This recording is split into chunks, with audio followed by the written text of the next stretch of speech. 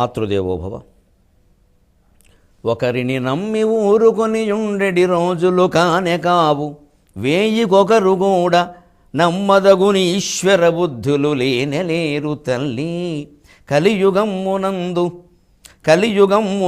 విపరీతపు బుద్ధుల తల్లి బిడ్డకే నికరముగాదు. ఎట్లు మరణించెడిదాక దినాలు లాగుటల్, ఎట్లు మరణించెడుదాక దినాలు లాగుటల్.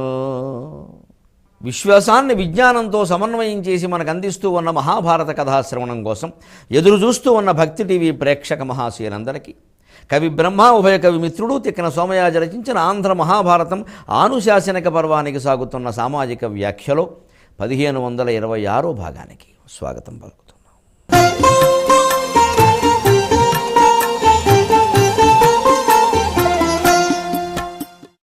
గరుత్మంతుని కథని మన అందరిలో ఉండేటువంటి అహంకార నిర్మూలనం కోసం చెబుతున్నాడు వ్యాసుడు తిక్కన గారి పద్యాలలో,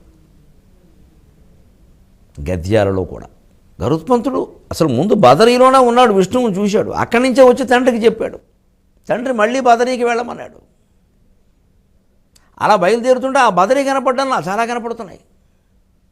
ఏదో లోకాలు కనపడ్డాయి, ఆయన వెనకాలే వెళ్ళాడు, ఉన్నాడు అనుకున్నాడు, అగ్ని ప్రవేశం చేశాడు, ఈయన చేశాడు, శివపార్వతులు కనపడ్డారు అక్కడ తపస్సు చేసుకుంటూ. అక్కడి నుంచి ఏవో పోరాన చోటుల్లోకి వెళ్ళాడు, చీకటి కలిగితే భయపడ్డాడు, స్వామిని ప్రార్థిస్తే ఆ చీకటి తొలగి మళ్ళీ వెలుగొచ్చింది. రావయ్యా అన్నాడు. నన్ను మర్చిపోయావా స్వామి, నేనునే మరతునే అన్నాడు ఆయన. ఆ మాయిజం అండి. అలాగే అడుగుజాడలేని ఆ దారిలో వెళ్ళిపోతూనే ఉన్నాడు. అలాగే అహంకారం మమకారం వదిలితే కానీ కనపడినాయా అని ఒక సూచన కూడా చేశాడు. అవి ఈయన వదిలించుకునే ప్రయత్నం చేశాడు. అప్పుడు కనపడని దృశ్యం ఏమిటంటే ఆ ప్రయత్నంలో కూడా ఇంకా పూర్తిగా సఫలం కాలేదు కాబట్టి అహంకారం పూర్తిగా పోవాలిగా.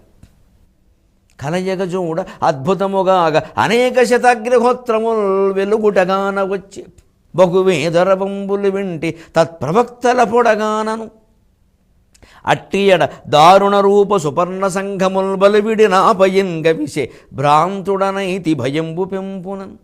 కలయగజూడను అద్భుతముగాగా ఆ చుట్టూ చూస్తే, కలయ చూడడం అంటారు, చుట్టూ చూస్తే అద్భుతంగా అనేక శతాగ్నిహోత్రములు వెలుగుట కానవచ్చు. ఇదివరకు ఏదో ఒక అగ్ని కనపడింది, అందులో శివపార్వతులు తపస్సు చేసుకుంటూ కనపడ్డారు. ఇప్పుడు అనేక శత అగ్నిహోత్రములు వెలుగుట కానవచ్చు, కొన్ని వందల అగ్నిహోత్రాలు వెలుగుతున్నాడు, ఇంకాస్త భయం వేసేలాగా. అంటే యజ్ఞాలు జరుగుతున్నాయి అని ఎలా తెలిసింది? బహువేదరవంబుల వింటి, సామగానం, ఋగ్వేదం, యజుర్వేదం అన్నీ వినపడుతున్నాయి. కానీ తత్ప్రవక్తల పొడగానను, ఇక్కడ బ్రాహ్మణులు ఎక్కడున్నారు అని చూస్తే ఎక్కడ ఏ యజ్ఞవేదిక దగ్గర బ్రాహ్మణుడు కనపట్ల. అసలు యజ్ఞాలా కాదా అని అనుమానంగా ఉంది. యజ్ఞగుండం లేకుండా అగ్నిహోత్రం వెలుగుతోంది, బ్రాహ్మణులు లేకుండా వేదం వినపడుతోంది. విచిత్రం.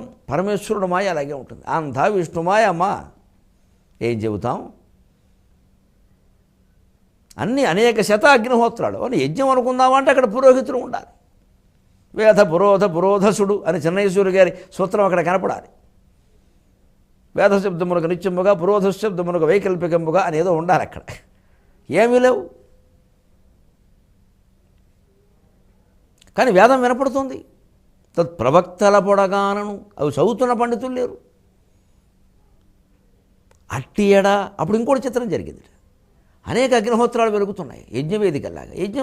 వేదిక కనపట్ల, మంత్రాలు వినపడుతున్నాయి, వేద మంత్రాలు, బ్రాహ్మణులు కనపట్ల. ఇదేమిటిది? ఈలోపు ఇంకో దారుణం జరిగింది. సరిగ్గా ఇదే కళ నుంచి బయటపడ్డం అంటే దారుణ రూప సుపర్ణ సంఘములు బలువిడి నాపై ఇంగవిసి. కొన్ని వేల వేల వేల సుపర్ణ సంఘాలు, ఈ గరుత్మంతుడంత లావు, ఈ గరుత్మంతుడంత ఎత్తు, ఈ గరుత్మంతుడిలాగే ఎర్రటి ఈకల రెక్కలు, ఈయనలాగే పెద్ద ముక్కు, సరిగ్గా ఘనతర గంధరుండు, దృఢకాయుడు, దీప్తముఖుండు, రక్తలోచనుడు, మహోత్తమాంగకుడు, చారు సుపర్ణ సుభక్ష సంగతుడు, పరిస్ఫురద్యుతి విడంబిత బాల దివాకరుండు, లోకనయన పర్వ నిర్వహణకారి సుపర్ణుడు అని ఏ లక్షణాలు గరుత్మంతుడి గురించి ఇదివరకు చెప్పుకున్నామో తిక్కన గారి పద్యాల్లో, అదే లక్షణాలు కలిగిన కొన్ని వేల మంది సుపర్ణుడు, దారుణ రూప సుపర్ణ సంఘములు బలివిడి నాపయింగవిసి, కొన్ని వేల మంది గరుత్మంతులు కనపడ్డారు. అంతే రెక్కలతో, అంతే పెద్దగా, అంతే మెడ, అంతే ముక్కు, అదే దీప్తి, అదే కాంతి. పైగా అవన్నీ మీదకు వస్తున్నాయి.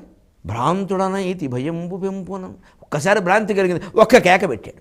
అప్పుడు స్వామివారు కనపడ్డారు. తెలిసిందా ఎక్కడికి వచ్చావో చూసుకో అన్నారు. మళ్ళీ బదరియే.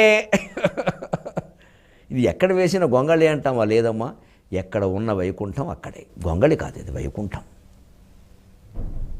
ఇది వైకుంఠం, గొంగళి ఎలా అవుతుంది? ఇది కైలాసం అంటే మళ్ళీ బదరికి వచ్చాడు. మరి ఈ లోపు ఈ గరుత్మంతులు ఎంతమంది కనపడడం ఏంటంటే సరిగ్గా పీడకల నుంచి బయటపడ్డాం. జీవితం ఒక కళ, అలాగే చూడండి అన్నారు రమణ మహర్షి. ఈ ప్రపంచం ఒక కళ, అలాగే చూడండి. ఇంతకంటే వేదాంతం ఏం లేదు, పో అన్నాడు ఆయన. చూడవయ్యా, ఊరికే వస్తావు నా దగ్గరికి, నీ బదులు నేను చూస్తానా? ఇదో కళ, అలా చూడు. వ్యాపారంలో నష్టం వచ్చింది కళ, లాభం వచ్చినా కళే. అప్పుడు ఏమనుకుంటాం, ఏదో వచ్చింది, రేపు ఏమవుతుందో వదిలేస్తాం అంతే. లేకపోతే మనం ఏం చేసినా అంతే. మరేంటి మనం ఇందులో పెడతావు, రేపు పొద్దున పెడతావు గొప్ప చెయ్యి, తర్వాత 2 చేతులకు పడతాయి చెంచెలు కూడా. ఇది చాలామందికి అయింది. అప్పుడు వేదాంతం తేలిగ్గా వస్తుంది. దుఃఖం రాగానే, శిక్ష పడగానే ఇంకా అక్కడి నుంచి ఈ సహస్రనామాలు చదువుదాం ఇక మొదలవుతుంది. అదేదో ముందే ఆడవచ్చుగా, అబ్బే అప్పుడు గర్వం. ఇందుకే మొత్తం అంతటినీ కలగానే చూడమన్నాడు ఆయన. అప్పుడు దీన్ని ఎదుర్కోవడానికి భయపడమండి.